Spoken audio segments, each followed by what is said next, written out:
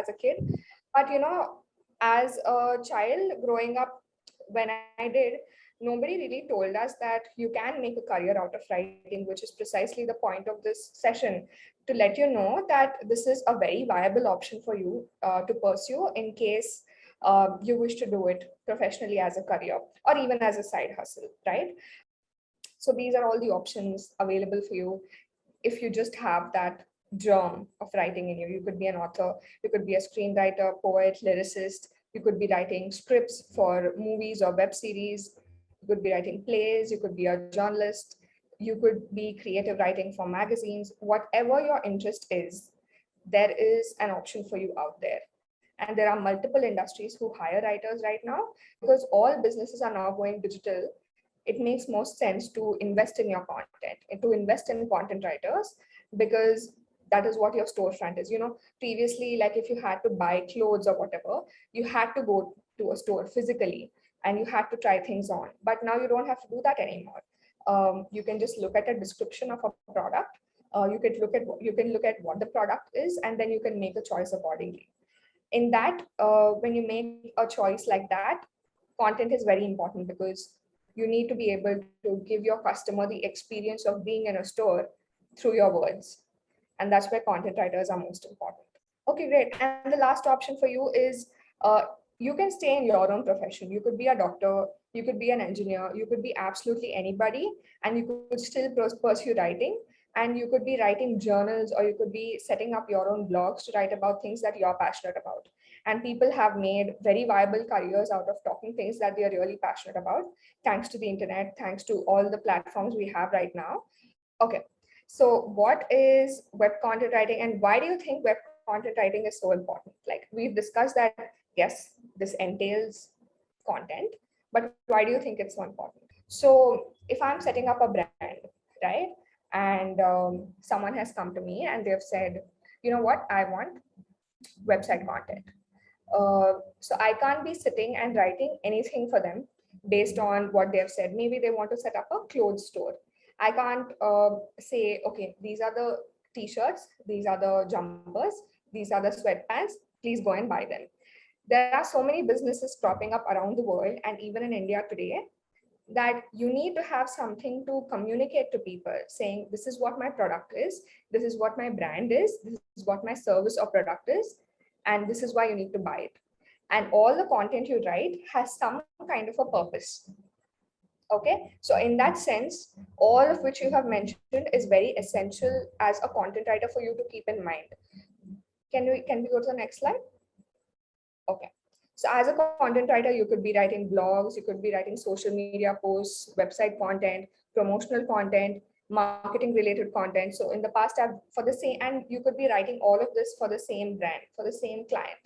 Okay. So how you write these different types of content depends on the purpose. Now, what is a purpose? Like we have discussed already, for example, one brand's purpose could be to educate the audience about the brand and what it is. So typically you'll find this in new brands. For example, Katrina Kaif recently launched her makeup brand, right? There was a whole campaign around it saying, I want this brand to be inclusive. I've put in all my makeup expertise that I've done for the last 20 years. I've put it all in my brand and all of that. It's very important that people, your target audience, connects with that message of yours while you're setting up a business, because anybody could be setting up a makeup company. You could be buying anybody's makeup, like you go to a Health and Glow, you could be picking up any product. But what is it that differentiates your clients or your brand's product from everybody else's? That is what you need to deliver as a content writer. So you need to have an understanding of what your client is trying to say, what their mission is, versus how it translates to their target audience. Okay. Second purpose could be to promote the brand's products. So it could just be like, what, these are our products, guys. So I'm going to, and then you will have to pick and choose the channels in which you promote it. So you could be going for social media posts, you could be going for ads, you could be going for stories, anything that can showcase the product better. And the third could be to build and connect with and build a loyal audience for yourself. So these type of content could be anything. Like you could connect with your audience in the most random of ways. You could be meeting them offline. You could be just making Q&A polls on stories so that you know exactly what your audience is looking for and all of that. So it's important for you to understand what your brand's purpose is and then suggest them accordingly, saying, okay, if you want to educate your people about, say, your brand ethics, or why your product is great, or why your ingredients are great, then maybe you can create a set of blogs saying, okay, aloe vera is great for your hair.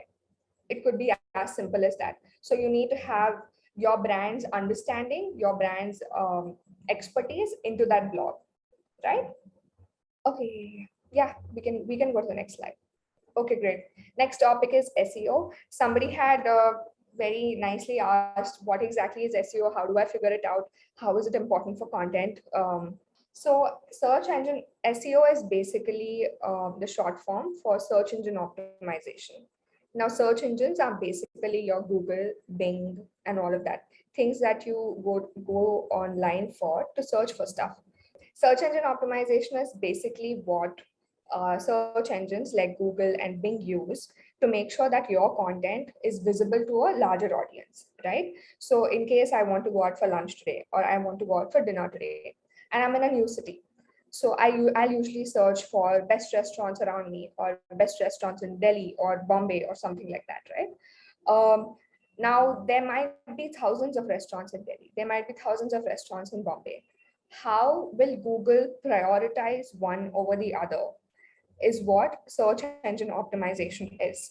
So if you have a business and you want to set up an online presence, right? Um, where you want people to know that this is my store. Please come to my store in Bombay, or please come to my restaurant in Bombay. You'll need to be able to optimize your website, your social media, and any other information that you put online accordingly. How do you do that? By hiring a digital marketer. So digital marketers are people who usually take care of this. And what you need to do as a content writer is be in collaboration with the digital marketer and ensure that all the keywords that they give. So keyword is nothing but a literal key. Okay. So the more keys that you have, the more chances of you getting onto the first page of the search engine. This is the simplest way I can put it for you. Okay. Um, so say there is a keyword. Um, for example, there's a Jagruti restaurant, okay? And I need people to come to Hyderabad and come to Jagruti restaurant. So Jagruti restaurant Hyderabad become three keywords for me for my specific business. And this is something the digital marketer will research all the trends online for you. The digital marketer will search for all the online trends for you and then give the writer a specific set of keywords based on the specific business. Now, your job as a writer is to take those keywords and imbibe them into your content. Okay. And sometimes what happens is these keywords will not make any sense. And they'll be very random. They will not make any sense grammatically, or even if you put it in a sentence, they'll not look like they fit into the sentence. But your job as a writer is to ensure that all these keywords are being used maximum number of times in your content without anyone knowing that this is actually a keyword. Now, this is a brilliant trick that everybody uses, and this is primarily the reason why blogs, website content, and everything has become a boom, because people have realized the importance of creating content so that, yes, my business will get discovered in my city or in my country or whatever. And this is essentially to drive business and to drive income to your business. Okay. So I'm just going to give you a couple of example keywords. Say it's for a college, okay? Some of the keywords could be top private universities in Hyderabad, or best universities in Telangana, which is my state, best private university in India. These are some of the key phrases or keywords that your digital marketer will give you, basis which you need to be able to create content for your client. So the previous keywords which I showed you, which said top private universities in Hyderabad and best universities in Telangana, have been used here. So you can read them. I'll read the first and second sentences for you. Being one of the top private universities in India, in Hyderabad, Phoenix University has a specifically designed curriculum for students built on an interactive module. So that's sentence number one. Sentence number two is graduating in PhD English from one of the best universities in Telangana like ours will help you get jobs like editors, technical writers, etc., etc. So in both these sentences, you need to ensure that your keyword is actually camouflaged in your original content, right? And as much as it is important to write website content that's really interesting and that conveys good information, it's equally important to have your keywords in place so that the digital marketer can then market the business accordingly and ensure that there are customers actually coming into your university or to your business or whatever. Okay, so now let's get into what exactly it is to write for yourself. Okay, how do you build your business? What exactly does it entail? What does it mean to write for yourself? How do you get started? What are the different ways you can explore? How do you have a revenue model for yourself? Let's talk into all of that. Okay, number one point, number one step in writing for yourself is that you need to discover what you really like writing about. For some people it could be travel, for some people it could be food. You could be writing about as obscure as bed sheets, but it should be something that you are really passionate about and you have an interest and both an expertise to talk about, right? So like I was talking in the previous couple of slides, some people really take their profession and then they take all that expertise and they put it into their blogs, they put it into their social media because they already have an expertise to share with people. So they take all of that and then they create an alternative career in writing or content creation like that. So you could be exploring that, or you could be a plain writer, you could be like a blogger, just trying to explore life and let people know what your different ideas are in life in general, right? Number two is pick the channels on where you wish to write. The most common channels that you would find are you could blog, you could set up your own blog on WordPress or medium.com. These blogs are for free. And then it lets you customize to a point. And if you need to customize it a little more, or if you want to set up your own website, then you'll have to pay a nominal fee, say once in a year or something like that, to maintain certain design elements, certain premium features, and things like that. Second option is you could microblog on Instagram, Twitter, or any other platforms. Right now, you could, the most common form of people you see are people who are influencers. They create their own content, they put it on Instagram. That content is for us to see for free, right? And they're doing it out of their passion. They're doing it out of their interest. This is something you can explore for yourself.